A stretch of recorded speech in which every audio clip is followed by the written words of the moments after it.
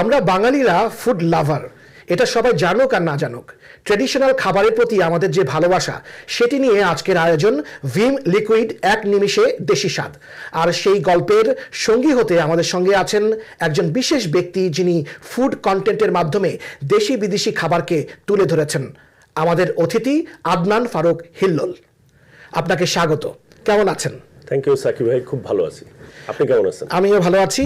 তো আপনি তো শুটিং এর ফাঁকে অনেক খাবার নিশ্চয়ই টেস্ট করেছেন। কোন ধরনের খাবার আপনার বেশি পছন্দ কিংবা ভালো লেগেছে? আসলে অনেকগুলা খাবার ভালো লেগেছে। যেমন আমরা মুন্সিগঞ্জে ওরা খুদের ভাত বলে একটা আইটেম করে। খুদের ভাত? খুদের ভাত, আচ্ছা। খুদের ভাতের ওইখানে আমরা দেশি মুরগি দিয়ে মানে লাকড়ির চুলায় দেশি মুরগি দিয়ে বাবা খুদের ভাত, ওইটা যেমন আমার খুব ভালো লাগছিল। আমার সাতকরা গরুর মাংসটা ভালো লাগছে পাঁচ ভাইতে। আরো মোটামুটি অনেকগুলো আছে। আমি এই মুহূর্তে স্ট্রিট ফুড, বগুড়ার স্ট্রিট ফুডের ওইখানে একটা কাবাব খাইছিলাম, সেটা খুবই ভালো লাগছে। আর এছাড়া আমি নিজেও যেহেতু কন্টেন্ট ক্রিয়েটার, আমার নিজেরও তো বছরে 100টা কন্টেন্ট তৈরি করতে হয়, আমার নিজেরও বিভিন্ন জায়গায় খাইতে হয়। সো মোটামুটি কত জায়গায় যে ভালো খাবার আছে বাংলাদেশে, এটা আসলে লিস্ট করে বলতে হবে। এত যে খান, তারপরে তো শরীরে তো সেটার প্রভাব পড়ছে না? না, পড়ে।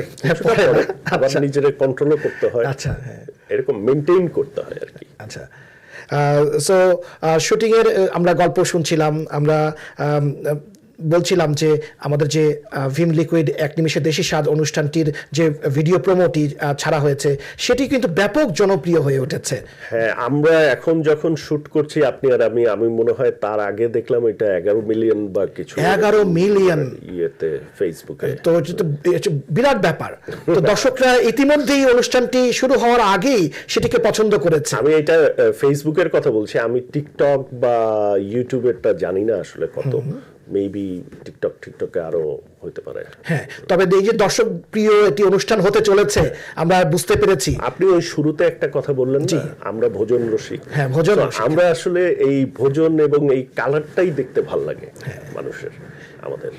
তো এই যে আমাদের দর্শক প্রিয় হয়ে উঠেছে এই অনুষ্ঠানটি একেবারে শুরুতেই, অনুষ্ঠানটি শুরু হওয়ার আগেই, তো দর্শকরা কিভাবে এই অনুষ্ঠানের সঙ্গে সম্পৃক্ত হবে? এইটা খুবই ইন্টারেস্টিং একটা বিষয় যে আমরা এইটার সাথে দর্শকদেরকে খুব ভালোভাবে কানেক্ট করার একটা উদ্যোগ নিয়েছি। সেটা হয় কি, আমাদের সবার হয়তো জানা থাকে না বাংলাদেশের কোন অঞ্চলে কোন জিনিসটা লুকায়িত আছে। সো আমরা দর্শকদেরকে বলছি যে আপনার এলাকার যদি বিখ্যাত কোনো এই ধরনের খাবার থেকে থাকে, আপনারা সেটা আপনাদের মোবাইল ফোনে ভিডিও করবেন, ভিডিও করে আপনার প্রোফাইলেই আপলোড করবেন, বাট একটা হ্যাশট্যাগ দিয়ে দিবেন ভিম লিকুইড এক নিমেষেই দেশি স্বাদ, সো দ্যাট এই হ্যাশট্যাগে গিয়ে আমরা বিভিন্ন অঞ্চলের আপনাদের এই খাবারগুলো পেয়ে যাই। এবং এটার সবচাইতে ইন্টারেস্টিং বিষয়টা হচ্ছে, যেই খাবারটা এখান থেকে আমাদের কাছে ইন্টারেস্টিং লাগবে, হয়তো এর পরের পর্বটাই আমরা তৈরি করব আপনাদের এই খাবারের উপরে এবং আপনাদের অঞ্চলে গিয়ে। ওকে, খুবই ভালো, খুবই ভালো। দর্শকরা নিশ্চয়ই সেভাবে প্রস্তুত থাকবেন। কোনো এক সময় আপনার অঞ্চলে, আপনার শহরে নিশ্চয়ই আদনান ফারুক হিল্লোল চলে যাবেন এবং সেখানে নতুন নতুন কোনো খাবারের তথ্য তুলে ধরবেন, রেসিপি সহ। তো এই যে দর্শকদের যে ইনভলভমেন্ট, কিন্তু এই অনুষ্ঠানটি দর্শকরা কোথায় দেখতে পারবেন? এই অনুষ্ঠানটা দেখতে পাবেন ভিম বাংলাদেশের ফেসবুক পেজ, ভিম বাংলাদেশের ইউটিউব চ্যানেল এবং তাদের টিকটক, এই 3টা জায়গায়। তো সিজন 2 নিয়ে কি কোনো পরিকল্পনা আছে আপনার? ডেফিনেটলি এখন এটা হয়তো আরো বিগার স্কেলে ভাববে।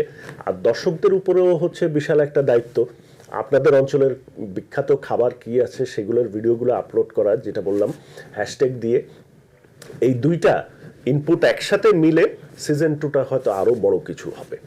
সো আমি দর্শকদেরকে স্পেশালি বলতে চাই যে ডেফিনেটলি প্রত্যেকটা এপিসোড দেখবেন, এবং আমি গ্যারান্টি দিয়ে বলতে পারি যে এটাতে নিরাশ হবেন না কোনোভাবেই, সেই রকম একটা শো হচ্ছে। বাহ বাহ, খাবার নিয়ে যখন গল্প হচ্ছে তখন তো শেষ হতেই চাইবে না, ঠিক না? আমরা অনেক গল্প করতে পারি, অনেক ধরনের খাবার রয়েছে। তো আপনি এই ব্যস্ততার মধ্যে আমাদেরকে সময় দিয়েছেন, এজন্য আপনাকে অনেক ধন্যবাদ। থ্যাংক ইউ সাকিব ভাই, আপনাকেও থ্যাংক ইউ, আর দর্শকদের থ্যাংক ইউ।